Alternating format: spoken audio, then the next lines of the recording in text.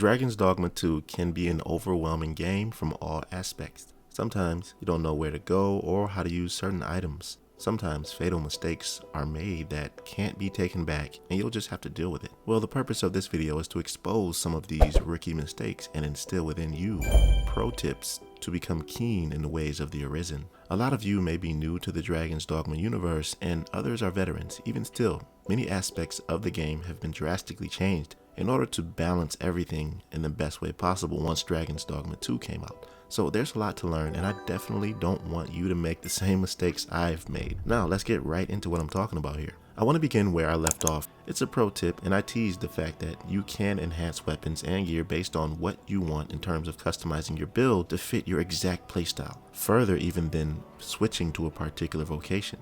Here's what I mean. Magic, strength, and knockdown power are referenced in different areas, and based on where you go, also what you do. You can attain specific enhancement bonuses to tailor what type of build you want to have. Like if you want to be a staggering thief, that adds on to its already amazing melee skills by implementing the Dwarven style of enhancing weapons and equipment, you can. The Dwarven style of enhancement greatly increases the effectiveness of staggering and knocking down foes, an attribute wherein the thief is not as effective. So just imagine adding stagger to the frequency of the thief's attacks. I didn't know there were even separate types of enhancements to provide different outcomes. I just thought that, this one was simply the design that indicated an enhancement in general. I didn't realize that was specific to Vernworth. And whatever town you're in, by the way, if you go to a blacksmith there, your enhancements will be tied to that area.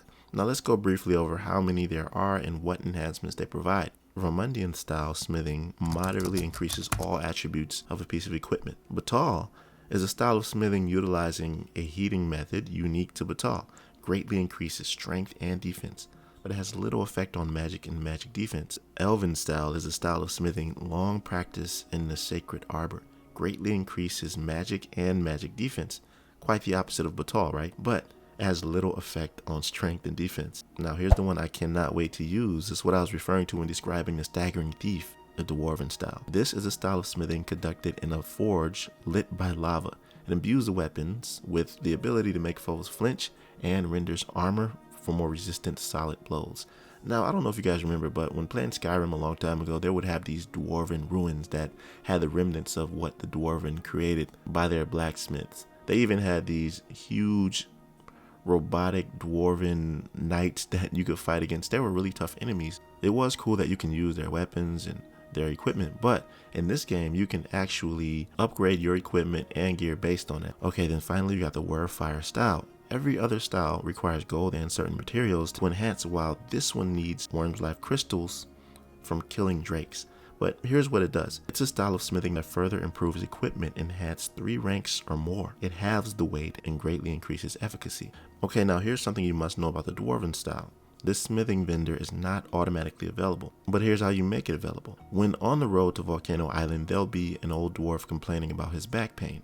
Assist him by giving him some wildflowers, then later on you can visit him and his wife at their home located off the coast here. He will then throw his back out again while you're talking to him, which will give you an opportunity to escort him to the hot springs in Volcano Island. This is cool because once you do, his wife will then be appreciative of you and give you both the magic archer vocation and its ultimate ability. Another awesome aspect of this is you will see a man sitting outside the hot springs.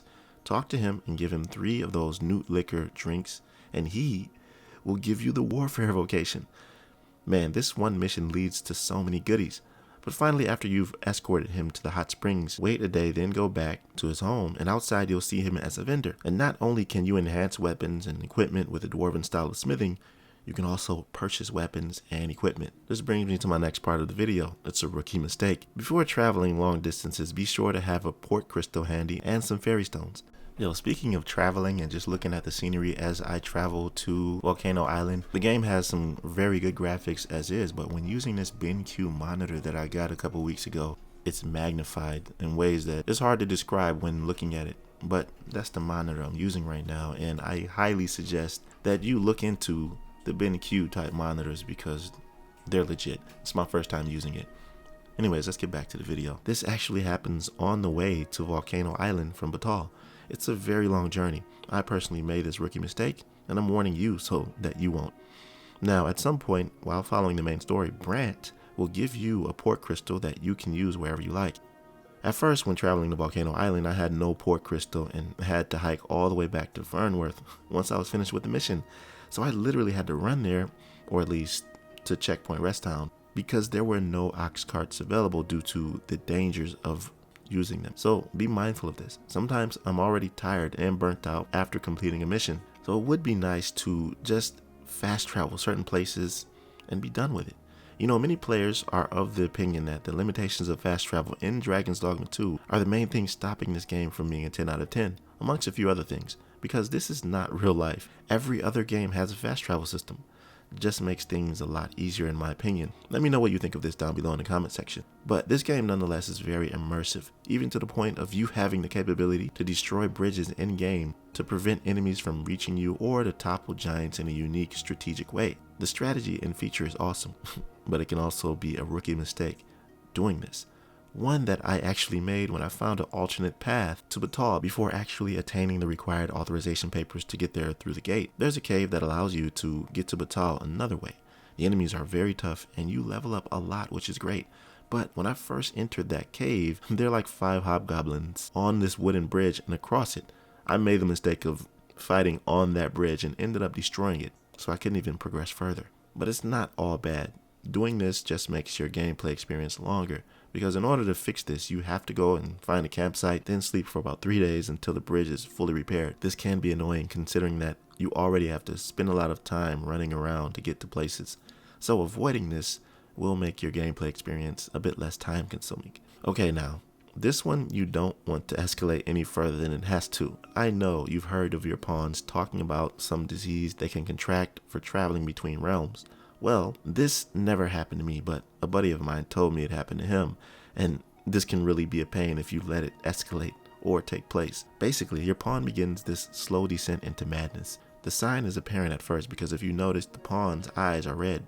Then as you travel together, you begin to see your pawns saying things they don't normally say. Then they eventually get annoyed by you giving them commands over and over until eventually they stop following your orders altogether. The final straw occurs when, after arriving to a town, staying at an inn for the night, after waking up, everyone in the town has been killed by your pawn and you must revive them. This is, from what I've heard, very annoying, and you definitely should not let it get to this point. Luckily, this can be prevented if you see the signs early. First of all, when recruiting a pawn, you can see in their eyes that they're red. Sometimes you can't because they may have a helmet on or something covering their eyes, but the first time you do recruit one with the disease, a warning will pop up on your screen letting you know about the disease, so that you'd be aware of what you're getting yourself into. Well, obviously you shouldn't recruit them, right? But if you do, for some reason, and start to see the signs, either dismiss them or just toss them off the cliff to get rid of them. Trust me, it's not worth keeping them around. Anyways, here's another rookie mistake you don't want to make. When starting the game, it's a bit odd that there's only one save file. You cannot create multiple characters, which I thought before playing this game, and in this game, it's very easy to lose data. You can accidentally load from the latest end save, and this will delete all of the progress you've made before that. So make sure that when you make significant progress in the game, just to be safe, stay at an end so that you won't accidentally load from a previous one that was 10 hours prior. You will not be a happy camper. Personally, I wish it was a little easier to just save and not be in danger of losing data at the push of a button, but that's just me. Honestly, this game is not like a lot of others. Anyways, this is my final pro tip, and I'll end the video afterwards. Diversifying your pawn's vocation or overkill it. Having all different pawns allows you to be protected from flying enemies while having the formidability and damage to take on any foe on the ground. The versatility is there and makes for a way easier play experience. On the other hand, you can overkill these pawn compositions by having a full team of thieves or a full team of sorcerers to completely wipe the battlefield. And I know it takes sorcerers a while to cast, but if there are multiples of them, then you'll notice they cast back to back pretty much. At the end of the day, how you want to set up your pawn's vocations is your choice. Just make sure you have a setup that makes sense. Tell me down below what pawn comps work out for you and others that are literal cheat codes. That'll do it for this video, and I hope it helped you out. If so, don't hesitate to like the video and subscribe to my channel. I'll see you in the next one. Be right out.